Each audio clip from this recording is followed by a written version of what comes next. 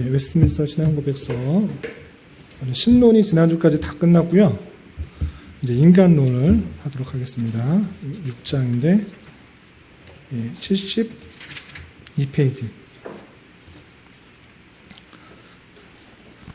72페이지 인간론은 제 6장으로 한 장으로 되어 있습니다. 그래서 오늘과 다음 주 시간에 걸쳐서 인간이 어떠한 모습 가운데 그려지게 되는지 나오게 되는데 잘 집중해서 잘 들으시기 바랍니다. 시작하기 전에 우리가 신론까지 했잖아요. 신론도 칸을 나눈 것처럼 인간론도 칸을 나눕니다. 칸을 나눠야지 여러분들이 이해가 잘 될 수 있기 때문에 칸을 나눠드립니다. 신론은 크게 두 가지로 나눌 때 어떻게 나누자고 했죠? 하나님의 존재와 사역. 존재는 어떻게 할 수 있죠? 속성, 하나님 속성, 이름, 그다음에 삼위일체. 하나님께서 어떻게 사역하시는가라고 했을 때 창조 이전에 창조, 그다음에 창조 이후. 창조 이전에는 모든 것을 계획하셨다. 작전과 예정을 말했고요. 창조는 6일 창조, 그리고 창조의 목적에 대해서 설명했고, 또 창조 이후에도 하나님께서 신실하게 그 모든 계획에 따라서 다 다스리신다. 하나부터 끝까지 하나님께서 다 섭리하고 관여하신다라는 것들을 배웠고요. 인간에 대해서 배울 텐데 인간은 어떻게 나누느냐? 어떻게 나누는지 혹시 아세요? 모르시는지. 인간도 세 부분을 나눕니다. 타락 전, 타락 후, 회복 후. 이해가 되시나요? 타락 전에 하나님께서 어떻게 창조하셨는가? 그리고 타락 후에는 인간이 어떤 모습인가? 그리고 회복 후는 뭐겠어요? 예수 그리스도로 말미암아 회복되었을 때 그렇게 모습이 어떻게 바뀌는가? 이렇게 나눠서 인간을 이해하면 오해가 없습니다. 그래서 타락 전일 때는 아주 간단해요. 아담과 하와 이때밖에 없어요. 그래서 이 웨스트민스터 신앙고백서는 타락 전의 내용들은 따로 다루지 않고 하나님의 창조 안에 그냥 다 다뤄버렸어요. 하나님께서 창조하실 때 6일 동안 창조하셨잖아요. 하나님께서 사람을 만드셨잖아요. 어떻게 만드셨어요? 하나님의 형상으로. 내가 무엇을 하기 위해서 사람을 만들자. 이것을 다 말했어요. 그래서 웨스트민스터 신앙고백서에서 타락 전 인간은 창조 안에 포함되어 있다. 이렇게 이해하시면 돼요. 이해가 되시나요? 다 설명을 했어요. 그래서 따로 구체적으로 더 설명을 하지 않고 타락 후와 회복 후의 인간에 대해서 설명을 한다. 6장 안에 포함되어 있다. 이렇게 하시면 됩니다. 회복 후는 뭘까요? 회복 후? 제가 그냥 이해하기 쉽게 해서 그냥 회복 후라고 했는데 예수님을 믿고 구원받은 후 그때 인간이 어떠한 모습인가를 알려주는 거예요. 그래서 그 예수님을 믿고 구원받는 그 이후를 은혜 언약에 통하여서 구원받은 이유를 설명하고 있는 것입니다. 그렇게 이해하시면 돼요. 그래서 웨스트민스터 신앙고백서 제6장에는 인간론에 대해서 집중해서 설명하고 있는데 타락 후와 회복 후, 은혜 언약 가운데 있을 때 인간이 어떠한지를 설명해 주고 있다. 이렇게 이해하시면 되겠습니다. 여기까지 틀이 됐죠? 이 틀만 외우셔도 반은 성공하신 것입니다. 타락 전, 타락 후, 회복 후. 타락 전의 모습은 아주 간단하게 그렇게 정리할 수 있고 타락 후, 회복 후는 어떤지 오늘과 다음 주에 걸쳐서 좀 살펴보겠습니다. 1절 72페이지 1절 한번 읽어보겠습니다. 시작. 인류의 처음 부모들은 사단의 관계와 시험에 의하여 유혹을 받아 금지된 실과를 먹음으로 죄를 범하였다. 이 같은 그들의 죄조차도 하나님께서는 그의 지혜롭고 거룩한 경륜을 따라 그의 영광을 위하여 그것을 쓰실 목적을 가지시고 기꺼이 허용하셨다. 인간에 대해서 설명할 때 인류의 부모들이 하나님의 어떻게 섭리하는지 그 신론과 겹쳐서 설명하고 있습니다. 인간론 따로 그냥 딱 동떨어져서 말하는 것이 아니고 우리 끝날 때 5장에서 하나님께서 모든 것을 다 섭리하신다. 심지어 악조차도 죄조차도 허용하는 방식으로 또 간과하는 방식으로 다양한 방식으로 하나님께서 다 하신다라고 말씀하셨잖아요. 그것과 이어가면서 인류의 처음 부모인 아담과 하와 그 최초의 조상들을 위해서 어떻게 역사하는지를 연이어서 설명하고 있는 것입니다. 첫 번째 보시면 인류의 처음 부모들은 다른 게 아니라 조상, 처음 태어난 그 사람 아담과 하와, 아담과 하와를 말하는 것이고, 그 아담과 하와는 어떻게 했는가? 사단의 간계와 시험에 의하여 유혹을 받아 금지된 실과를 먹음으로 죄를 범하였다 했습니다. 첫 아담과 하와, 그 부모, 모든 인류의 부모라고 할 수 있는 아담과 하와가 사단의 간계, 시험에 의하여 유혹을 받아서 금지된 실과 뭐죠? 선악을 알게 하는 나무의 열매, 그것을 먹음으로 죄를 범하였다. 다 아는 사실이잖아요. 그것을 표현하고 있는 것입니다. 인간에 대해서 어떻게 타락했는지 표현해주고 있는 것입니다. 그 내용이 창세기 3장 1절에 이렇게 표현되어 있죠. 한번 읽어보겠습니다. 시작. 그런데 뱀은 여호와 하나님이 지으신 들짐승 중에 가장 간교하니라. 뱀이 여자에게 물어 이르되 하나님이 참으로 너에게 동산 모든 나무의 열매를 먹지 말라 하시더냐. 1장, 2장에 대해서는 하나님의 창조가 설명되어 있는데 3장에 바로 타락이 시작되고 있습니다. 그래서 뱀이 등장하는데 이 뱀이 그냥 뱀이 아니라 사단이 뱀에게 들어가는 것입니다. 그래서 그 뱀이 여자에게 말할 때 유혹의 손길들을 한 것입니다. 그러면서 동산나무의 모든 나무의 열매를 먹지 말라 하시더냐라고 아리송하게 또 물어보는 것입니다. 이렇게 말을 할 때 하와가 잘 못 대답하고 그 틈을 보여서 죄를 짓게 된 것을 잘 아실 것입니다. 그리고 고린도후서 11장 3절에서도 그런 비슷한 표현이 있습니다. 같이 읽어보겠습니다. 시작. 뱀이 그 간계로 하와를 미혹한 것 같이 너희 마음이 그리스도를 향하는 진실함과 깨끗함에서 떠나 부패할까 두려워하노라. 신약에서도 이 타락의 사건들을 다루고 있다는 것입니다. 뱀이 간계로 하와를 미혹하여서 유혹을 받아서 죄를 저질렀다. 죄가 아담과 하와에게 들어가겠다. 이것을 표현해 준 구절입니다. 그리고 각주 2절을 보면 이렇게 죄를 지은 것, 그 죄를 지은 것도 우리 앞서서 살펴본 것 같이 하나님께서 모르신 것도 아니고 하나님께서 계획하지 않으신 것도 아니고 하나님의 섭리 가운데 있다라고 이렇게 표현하고 있는 것입니다. 보시면 이 같은 그들의 죄조차도 하나님께서는 그의 지혜롭고 거룩한 경륜을 따라 그의 영광을 위하여 그것을 쓰실 목적을 가지시고 기꺼이 허용하셨다라고 했습니다. 그래서 아담과 하와가 죄를 안 지을 줄 몰랐는가? 어쩔 수 없이 그렇게 혼을 내시고 쫓아내시고 어쩔 수 없이 예수님을 보내셨는가? 그런 거 아니다. 하나님께서 그것조차도, 그 죄조차도 그의 영광을 위하여서 쓰실 목적을 가지고 그 죄를 허용하신 것이다 라고 표현하고 있습니다. 그 내용이 여러 군데 있지만 로마서 11장 32절 말씀만 함께 읽어보겠습니다. 시작. 하나님이 모든 사람을 순종하지 아니한 가운데 가두어 두심은 모든 사람에게 긍휼을 베풀어 하시니로다. 하나님께서 모든 사람에게 긍휼을 베풀시기 위해서, 그 긍휼을 보여주시기 위해서 그 죄를 허용하신 것이다. 그 죄가 없다고 하면 하나님의 긍휼하심, 하나님의 사랑하심, 하나님의 택하신 백성을 얼마나 이끄시고 가장 좋은 방법으로 나타내시는가 알 수가 없으시기 때문에 허용하셨다 이렇게 표현하고 있는 것입니다. 그리고 이런 표현들 로마서 11장 32절에 이런 표현들 때문에 모든 사람이 구원을 받기 원하신다라는 생각을 하기 쉽습니다. 왜 이렇게 할 수 있습니까? 하나님이 모든 사람을 순종하지 않은 가운데 가두어 두심은 모든 사람의 긍휼을 베풀려 하심이로다. 보십시오, 목사님. 모든 사람에게 긍휼을 베풀려고 하지 않습니까? 그렇기 때문에 모든 사람에게 긍휼을 베푸셔서 모든 사람이 구원받기를 원하시는 것이 하나님의 마음입니다. 라고 말하기 쉽잖아요. 이 표현만 그러면 그렇잖아요. 근데 이렇게 생각하면 늘 조심스럽다는 거죠. 앞뒤 문맥을 계속적으로 살펴야 된다는 것이죠. 이 로마서에서 가장 핵심적인 것이 무엇입니까?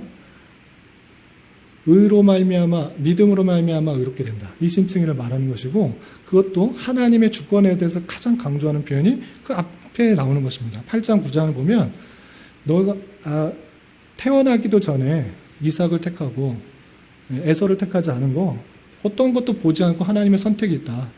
그리고 하나님께서 토기장이와 같이 어떤 것은 선하게 쓸 수도 있고 악하게 쓸 수 있다. 이런 것들을 다 말하고 있는데 갑자기 모든 사람을 긍휼을 베풀어서 구원받기 원하신다? 이걸 말하는 게 아니라는 것이죠. 그 앞뒤 문맥만 쭉 읽어봐도 이 모든이라는 것은 제한적인 모든인 것이죠. 제한적인. 앞뒤 문맥 전혀 뺀 것 없이 이것만 그냥 띄어서 읽으면 이러고 보십시오. 하나님께서는 모든 사람이 구원을 받기 원하십니다. 라고 말하지만 앞뒤 문맥을 같이 읽어봐서 그것은 제한적인 모든이라는 것을 밝혀야 되는 것입니다. 그래서 성경을 띄어서 읽지 말고 교리가 필요한 이유는 그 앞뒤 문맥을 통해서 또 전체에서 말하고 있는 그 성경들이 밝히고 있는 것을 드러내야지 성경을 내 마음대로 해석하지 않고 내가 원하는 대로 해석하지 않고 올바르게 해석할 수 있다는 것입니다. 그래서 계속해서 교리 교육을 하는 것입니다. 여기서는 강조점은 일단 하나님께서 긍휼을 베푸시겠다. 긍휼을 베푸시겠다는 그 의미지만 이 모든 긍휼을 베푸실 모든 사람입니다. 그러니까 제한적인 모든이다.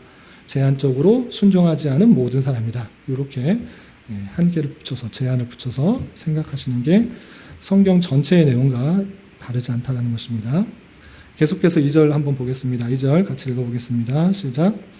이 죄에 의하여 그들은 그들의 본래 의와 하나님과의 교제로부터 떨어졌고 죄 가운데서 죽게 되었으며 영혼과 육체의 모든 부분과 모든 기능이 전부 더러워졌다. 타락했을 때 어떻게 되는가? 타락의 결과를 설명하고 있는 것입니다.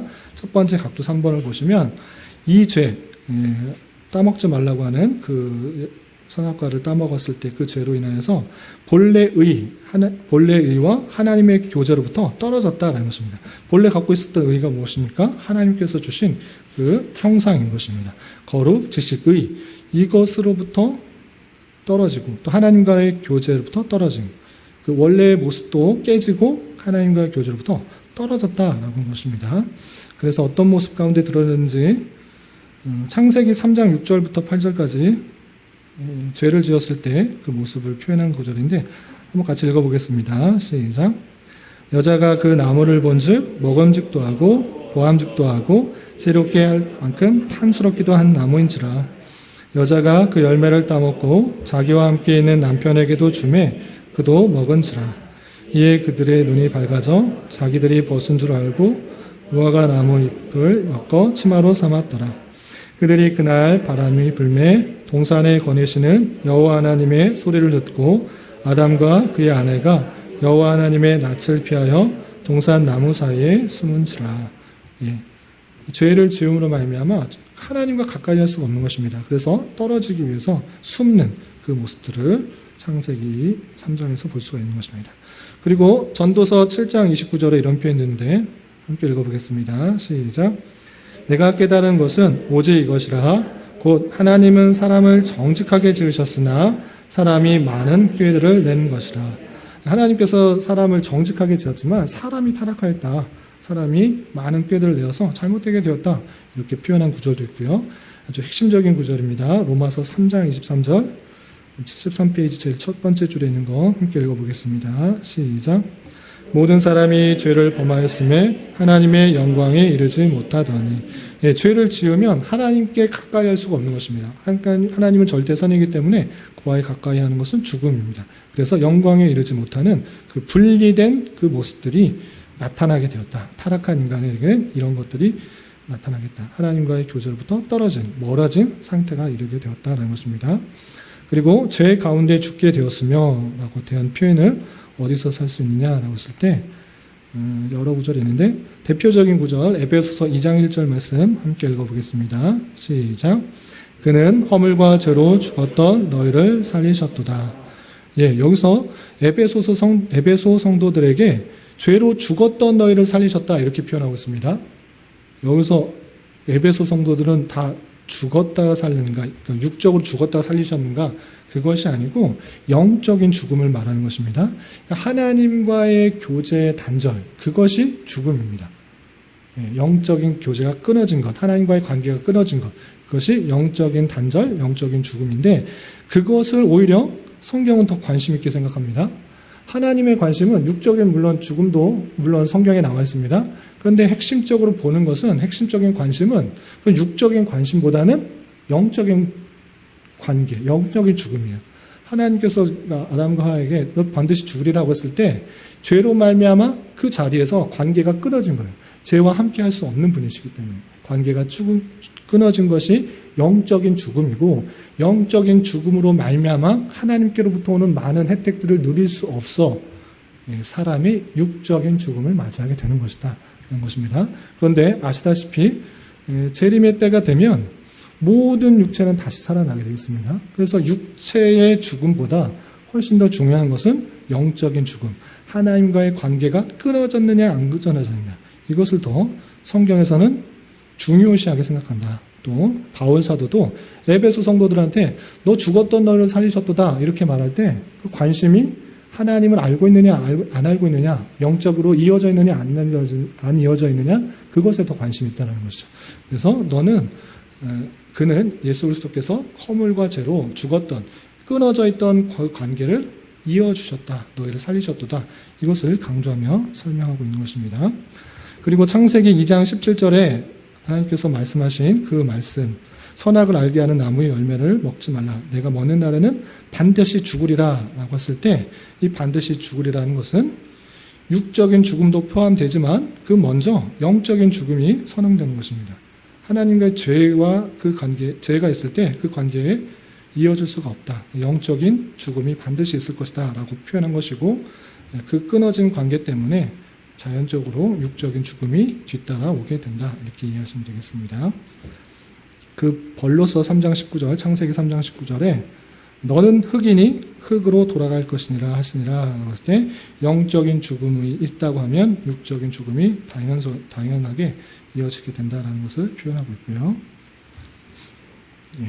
또 에스겔 18장 4절에서도 그 끝에 보면 범죄하는 그 영혼은 죽으리라, 죄가 있을 때 하나님과의 관계에 있어서 끊어진 관계에 있게 된다, 이거 이해하시면 되겠습니다. 쉽게 생각하시면 이렇게 할 수 있습니다. 여러분들 꽃 좋아하시나요? 우리 권사님 꽃 좋아하시고 키우시는 거 좋아하시잖아요. 화분에 키우는 거 좋아하시죠? 근데 그 꽃 중에 그 꽃다발 같은 경우나 꺾꽂이 할 때 나무에 안 심고 그냥 잘라서 물병에다 화병에다 오아시스에다 담가두잖아요. 근데 그게 영원한가요? 영원하지 않죠.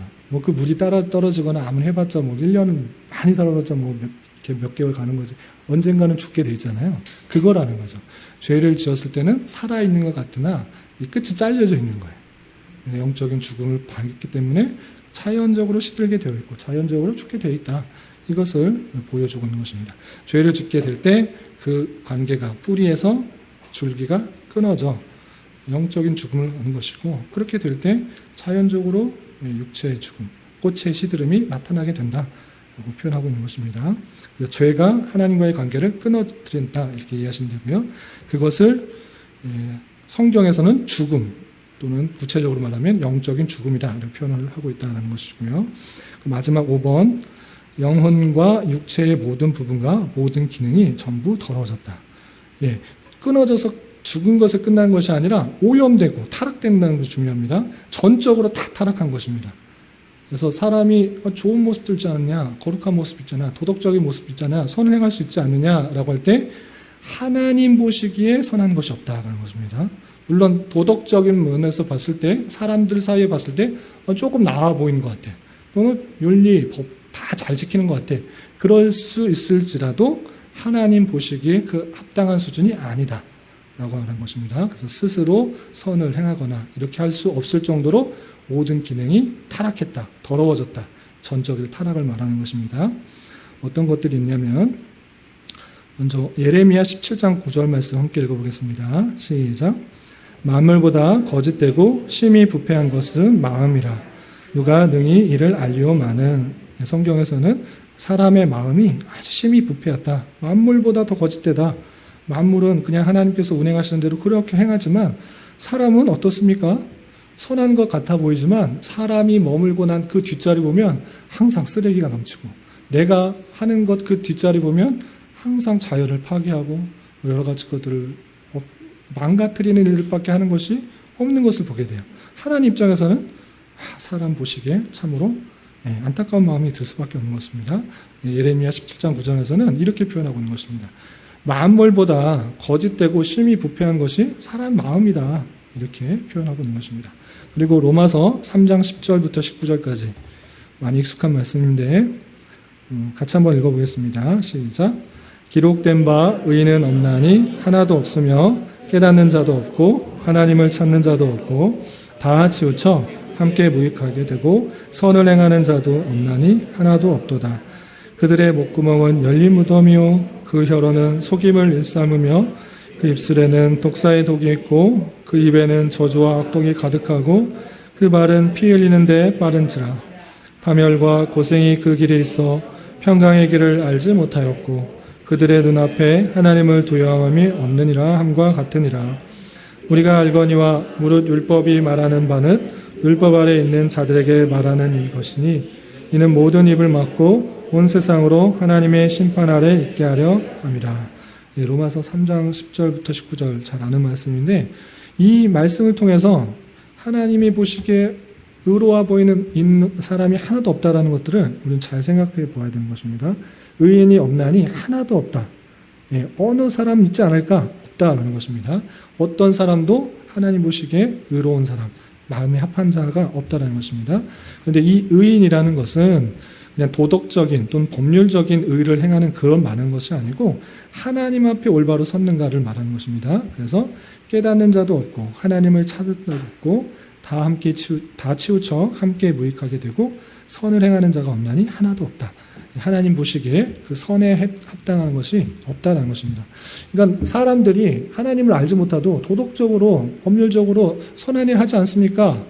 라고 말을 하지만 그 마음조차도 전적인 선인가 전적인 아름다움인가 이것이 아니고 나가 드러나 보이기 위해서 내가 다른 사람들에 보이게 잘 사는 것처럼 보이기 위한 그런 마음들이 조금이라도 있다는 것입니다.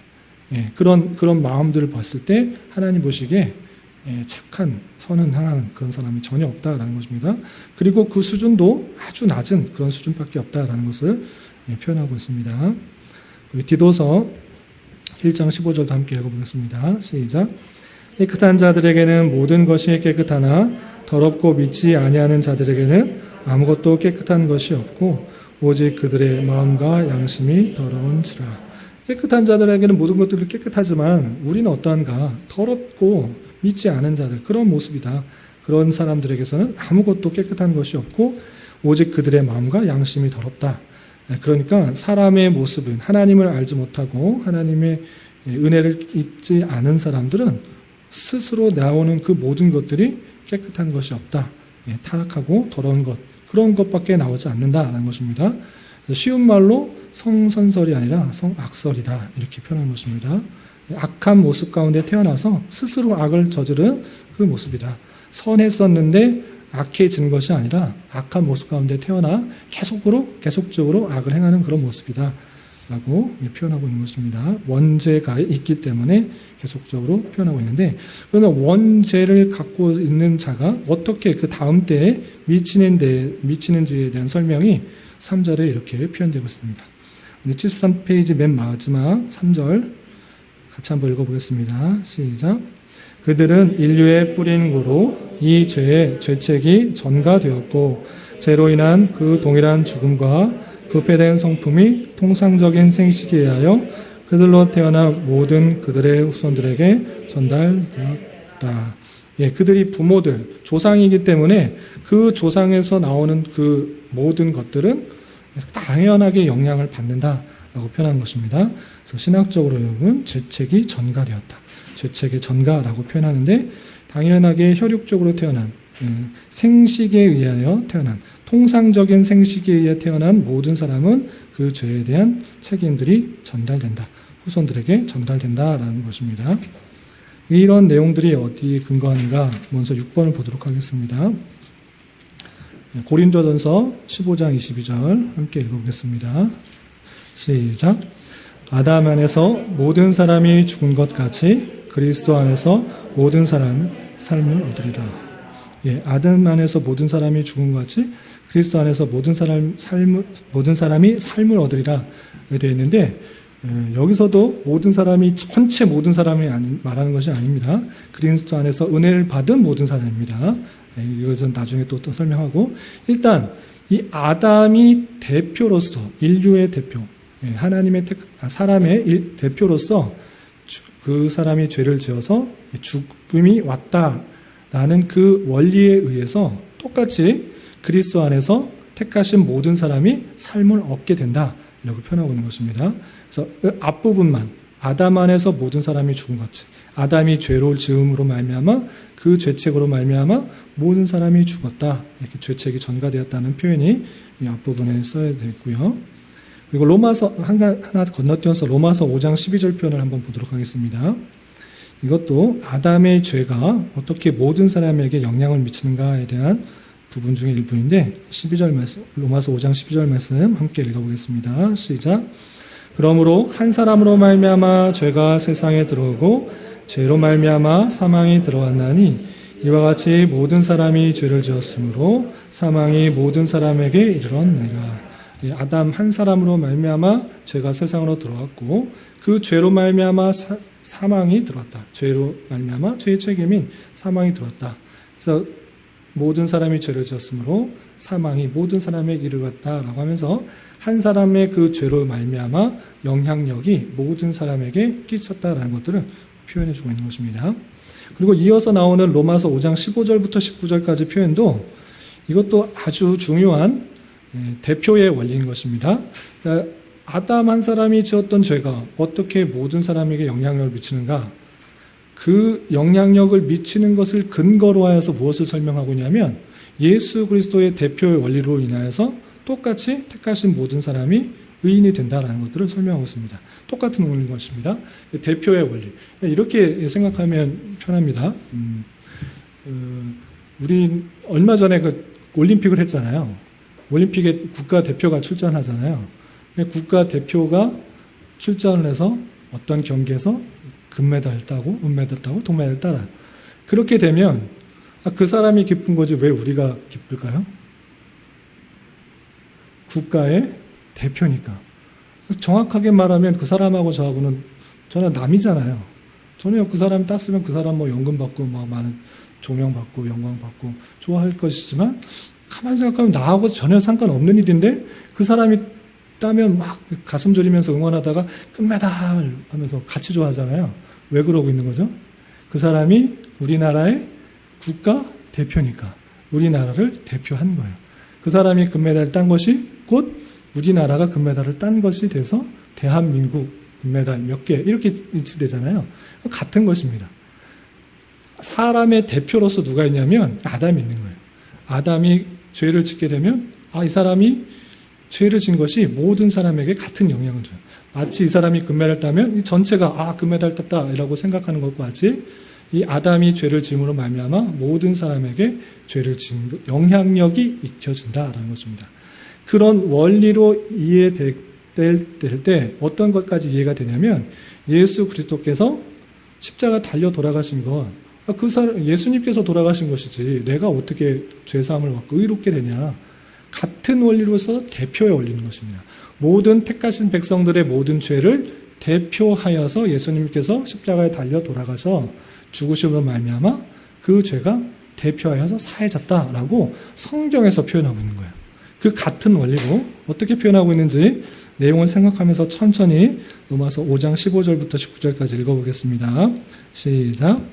그러나 이 은사는 그 범죄와 같이 아니하니 곧 한 사람의 범죄를 인하여 많은 사람이 죽었은즉 더욱 하나님의 은혜와 또한 한 사람 예수 그리스도의 은혜로 말미암아 선물은 많은 사람에 넘쳤느니라.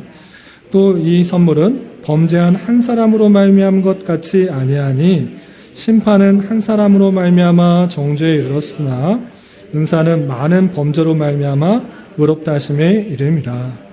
한 사람의 범죄로 말미암아 사망이 그 한 사람을 통하여 왕노릇하였은즉 더욱 은혜와 의의 선물을 넘치게 받은 자들은 한 분 예수 그리스도를 통하여 생명 안에서 왕노릇하리로다. 그런즉 한 범죄로 많은 사람이 정죄에 이른 것 같이 한 의로운 행위로 말미암아 많은 사람이 의롭다 하심을 받아 생명에 이르렀느니라. 한 사람이 순종하지 아니함으로 많은 사람이 죄인 된 것 같이 한 사람이 순종하심으로 많은 사람이 의인이 되리라.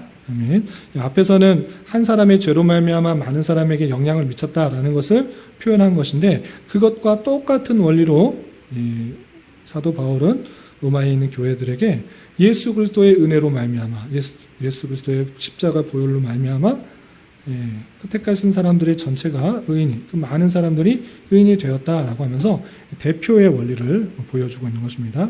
그래서 아담은 모든 인류의 대표, 조상으로서의 죄가 있었고 그 죄로 말미암아 모든 사람들에게 그 책임들이 돌려진다라는 것입니다. 그리고 7번 다 비슷한 내용이고요. 마지막 각주 7번을 보시면 이것이 동일한 죽음과 부패된 성품이 통상적인 생식에 의하여, 통상적인 생식이라는 표현이 이해가 되실 것이라고 생각되는데, 이렇게 남자와 여자와 일반적인 생육 방법에 의해서 태어난 모든 후손들에게 전달이 되는 것이다 라고 표현하고 있습니다. 그런 표현들이 시편 51편 5절에 이렇게 되어 있는데 한번 읽어보겠습니다. 시작. 내가 죄악 중에서 출생하였으며 어머니가 죄 중에서 나를 잉태하였나이다. 생육적으로 그렇게 태어난 그런 모든 사람들이 죄가 있다라는 것들을 알 수 있는 표현이다라는 것입니다. 또 욥기 14장 4절 말씀 함께 읽어보겠습니다. 시작. 누가 깨끗한 것을 더러운 것 가운데서 낼 수 있으리까? 하나도 없나이다. 욥기서의 내용을 통해서 깨끗한 것은 깨끗한 거에서 내는 거지 더러운 것에서 날 수 없다라고 표현하면서 자신이 부패하고 타락하였다라는 것들을 표현한 중인 것입니다. 태생적으로 일반적인 통상적인 생식에 의한 그런 태어난 사람은 부패를 가지고 죄악을 가지고 태어난다. 태어날 때부터 죄성들을 갖고 있는 모든 것이 부패하고 타락하고 있는 그 모습 가운데 살았기 때문에 어쩔 수 없이 죄를 짓는 것이다. 그래서 우리 주변의 사람들을 보고 어떻게 이렇게 악한 것들이 많은가라고 할 때 생각하지 마시고 탄식하지 마시고 내 자신도 그 많은 죄가 있고 또 연약함과 부족함이 있다라는 그런 악한 죄악된 세상에서 우리가 산다라는 사실들을 잊지 말아야 될 것입니다. 여기까지 그 인간이 타락했을 때의 모습들, 완전히 부패하고 타락했다, 하나님과 떨어졌다, 그리고 그 영향이 모든 사람에게 미쳤다라는 내용이고, 뒤에 다음 주에는 그렇지만 회복할 때 하나님의 은혜 언약 가운데 우리가 어떻게 구원을 받을 수 있는지 생각을 하도록 하겠습니다. 여기까지 살펴보고요. 이해를 위한 질문하고 마치겠습니다. 자, 75페이지 이해를 위한 질문 첫 번째. 인류의 첫 부모, 첫 조상들은 사단의 유혹을 받아 어떠한 죄를 범하였습니까?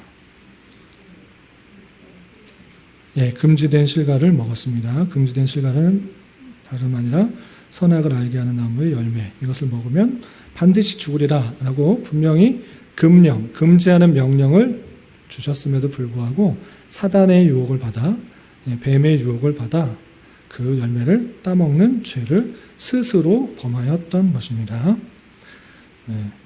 2번, 하나님께서는 그들의 죄를 왜 막지 않으시고 허용하였습니까?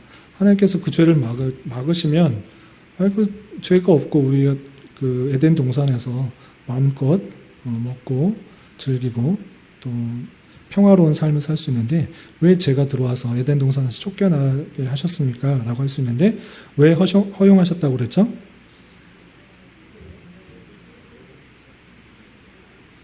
죄조차도 하나님의 영광을 위해서 쓰실 목적을 가지고 허용하셨다라고 했습니다. 하나님의 섭리 가운데 그것을 모르신 것도 아니고 실수하신 것도 아니고 하나님께서 허용하셨다. 허용적 작종이다. 이런 표현을 쓰기도 합니다. 그리고 모든 것은 그의 영광, 하나님의 영광, 하나님의 선하심, 하나님의 어떠하심을 보이기 위해서 그것조차 허용하셨다라고 웨스트민스터 신앙고백서에 분명히 표현되고 있는 것입니다. 자, 3번. 이 죄로 말미암아 그들은 하나님과의 관계에 있어서 어떻게 되었습니까? 어떻게 되었죠? 그들의 본래 의와 하나님과의 교제로부터 떨어졌고 죄 가운데 죽게 되었다. 의도 없어지게 되고 원래 본의, 지식거룩의 하나님의 형상인 그 본의가 완전히 타락하게 되었고 하나님과의 교제, 하나님과의 관계가 끊어지게 되었고 그것이 죽음이다. 죄 가운데 죽게 되었다라고 표현되고 있습니다. 그리고 4번. 이 죄로 말미암아 영혼과 육체의 모든 부분과 모든 기능이 어떻게 되었습니까? 어떻게 됐죠? 더러워졌다. 타락했다. 오염됐다. 선한 것이 나오지 않는다. 모든 사람이 다 타락했다. 의인은 없나니 하나도 없다. 하나님을 찾는 자도 없고 다 선을 행하는 자도 없다라고 표현하고 있는 것입니다. 그것이 전적으로 타락된 모습입니다. 스스로의 어떠한 것으로는 참된 선, 하나님께서 원하시는 정도의 선을 이룰 수가 없고 의에 이룰 수가 없다. 전적 타락을 말하는 것입니다. 이 부분에 대해서는 나중에 또 설명할 기회에 다시 한번 설명하겠습니다. 자, 5번. 이 부모를 통해서 죄의 책임이 그 후손들에게 어떻게 되었습니까? 네, 전가되었다. 죄의 죄책이 전가되었다. 이 사람이 대표이자 뿌리인 것입니다. 대표이자 뿌리이기 때문에 그 잘못한 것이 그에게도 영향을 미친다. 후손들에게 죄책, 사망, 타락, 더러워짐, 오염이 다 전가되었다. 다 졌다라는 것입니다. 그러니까 아까 말씀드린 것처럼 어떤 경기에서 국가대표가 졌다라고 했으면 내가 가면 이기겠다. 이렇게 말하는 것이 아니라 우리나라가 졌구나. 이렇게 생각하는 것이고 우리나라가 금메달을 땄다 하면 우리나라가 이겼구나. 전체가 그렇게 다 생각을 하는 것입니다. 같은 책임과 영향 아래 있다는 것입니다. 6번 마지막. 이 부모를 통해서 통상적인 생식에 의하여 태어난 사람들에게 전달된 것은 어떠한 것들입니까? 어떤 것이죠? 죄로 인한 동일한 죽음과 부패된 성분. 아담과 하와를 통해서 통상적인 생식. 여기서 통상적인 생식이라고 계속적으로 반복하는 이유가 뭘까요? 예수 그리스도께서는 통상적인 생식에 의해서 태어난 분이 아니시기 때문에 계속적으로 일반적인, 통상적인 그런 생식에 의해서 태어난 사람들은 죄가 있지만 그렇지 않은 예수 그리스도는 죄가 없다는 것들을 강조하기 위해서 계속적으로 표현하고 있는 것입니다. 그런 모든 통상적인 생식에 태어난 사람은 죄로 인한 동일한 죽음, 부패됨, 성품 이런 것들이 다 있다. 모든 사람이 그런 악함과 또 하나님과의 관계에 단절된 상태가 있다는 것들을 표현해주고 있습니다. 적용과 나눔을 위한 질문 해보겠습니다. 1번. 하나님께서 왜 죄를 지을 수도 있도록 에덴 동산 중간에 선악을 알게 하는 나무를 만드셨습니까? 비슷한 질문입니다. 하나님께서 따먹지 않도록 하셨으면 되는데 왜 따먹게 하셨습니까? 막지 않으셨습니까? 라고 말할 수도 있고 아예 자체 선악을 알게 하는 나무의 실과 만들지 않았으면 되는데 왜 만드셨습니까? 분명히 타락할 줄 알고 그거 타락하고 따먹을 수도 있는데 왜 이렇게 죄를 짓도록 만드셨습니까? 라고 할 수 있는데 왜 만드셨다고 할 수 있을까요? 하나님의 영광, 하나님의 거룩하신 그 뜻을, 영광을 드러내시기 위한 하나님 방편이다라고 할 수가 있고요. 또 한 가지는 이거는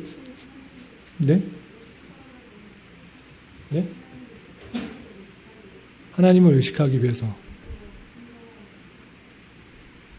하나님을 순종하도록 하기 위해서 계속적으로 그 말씀을 생각하면서 순종하도록 이렇게 다른 표현으로 어떻게 표현할 수 있냐면 비슷한 말씀인데 인간이 하나님의 말씀을 계속적으로 생각하지 않으면 얼마나 사탄의 영향을 받고 유혹을 받아 범죄하기 쉬운지를 보여주는 사건이다. 이렇게 표현하기도 해요. 이것은 제 표현이 아니라 하이델베르그를 작성한 우르시누스의 해설서에 보니까 이런 표현이 있더라고요. 인간이 얼마나 하나님의 말씀을 떠나고 하나님을 의지하지 않으면 죄에 빠지기 쉬운 사람인지를 보여주는 것이다. 너 하나님 계속 생각하지 않으면 금방 너 하나님 범죄하고 타락하는 그런 것이 인간이다. 라고 해설했던 것을 보게 됩니다. 그래서 에덴 동산 중앙에 선악을 알게 하는 나무를 만드신 이유는 인간이 하나님을 떠나서는 얼마나 연약한 존재인지 또 죄를 지을 수밖에 없는 존재인지를 생각할 수가 있고 또 한 가지는 그 모든 것을 통해서 하나님의 영광을 드러내기 위한 하나의 방편으로 사용하셨다. 이해하시면 되겠습니다. 자, 2번 보통 말씀하셨나요? 안 말씀하셨나요? 예. 2번 보통 자신의 잘못이 후손에게 전달되지 않는 것이 상식인데 첫 조상인 아담과 하와가 지은 잘못이 왜 우리에게 영향을 미치게 되어야 됩니까? 그러니까 내가 잘못했으면 내가 벌 받아야지. 우리 아들 시온이 쇼가 무슨 잘못이 있습니까? 잘못 없지 않습니까? 이렇게 말할 수 있는 것입니다. 아담과 하와, 나 진짜 몇 대 위주도 잘 셀 수도 없는 그런 조상인데 그 조상이 지은 거 왜 나한테 영향을 미쳐야 됩니까? 라고 했을 때 무엇이라고 말할 수 있는 것입니까? 인류의 대표. 잘 말씀하셨습니다. 인류의 대표인 것입니다. 그러니까 누구를 놔도 내가 거기에 있으면 너 죄에 안 졌을 줄 알았냐? 똑같다라는 것입니다. 그래서 지금 첫 번째 그 존재는 타락하지도 않고 부패하지도 않은 그런 모습이었음에도 불구하고 그 죄를 짓는 것이 인간이라는 것이죠. 대표로서의 영향을 미치기 때문에 똑같이 우리에게도 같이 영향을 미친다.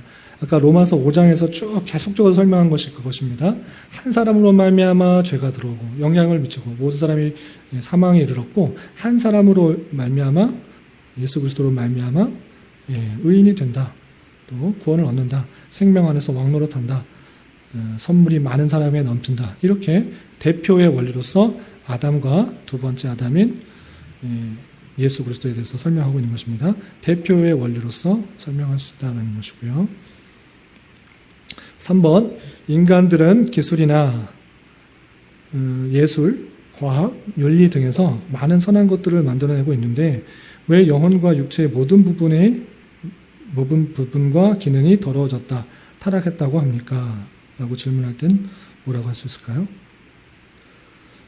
믿지 않는 사람들도 얼마나 많은 기술과 예술과 윤리와 과학들을 발전시킵니까?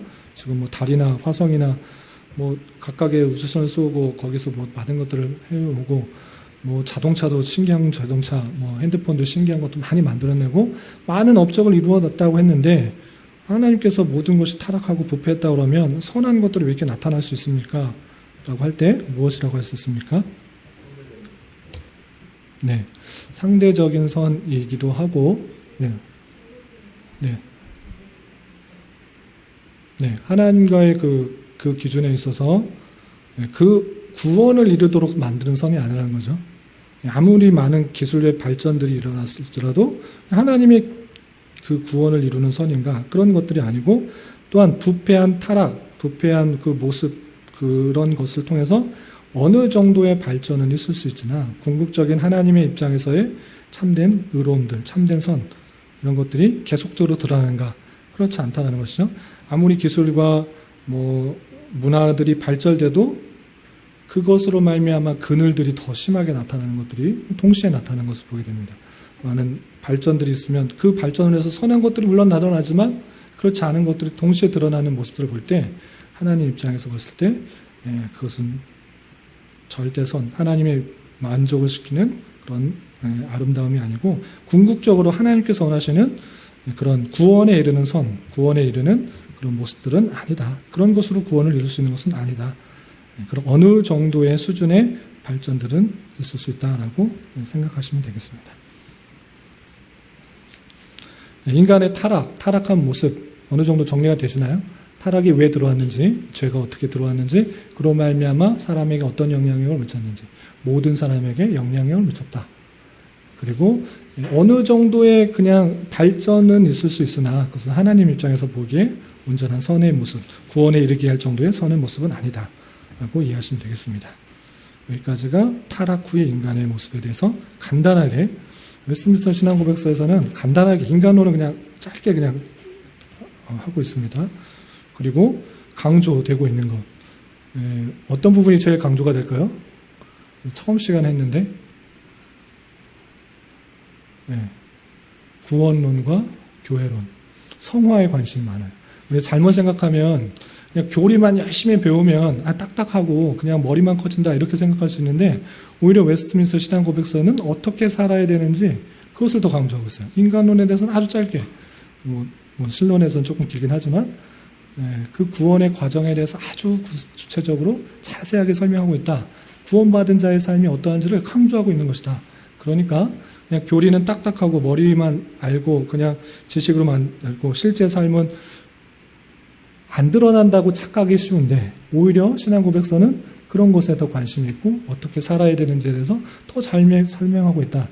그러니까 우리가 신앙고백서를 배우면 그냥 지식적으로 그냥 붙어져가지고 남을 판단하고 정죄하는 것으로 드러나는 것이 아니라 내 삶을 다시 되돌아보고 하나님께서 원하시는 삶이 무엇인지를 더욱더 경주하며 그렇지 못한 사람들을 덜 도와주고 또 위해주고 기도해주고 그런 사람으로 드러나야 된다. 그렇게 사는 삶을 강조하기 위해서 계속적으로 교리를 배우고 있으니까 그렇게 삶으로 잘 드러낼 수 있길 바랍니다. 혹시 여기까지 인간론 전반 부분에 대해서 혹시 궁금하신 거 있으시면 질문하시고 없으시면 마치겠습니다. 다 아시는 내용이어서요. 네?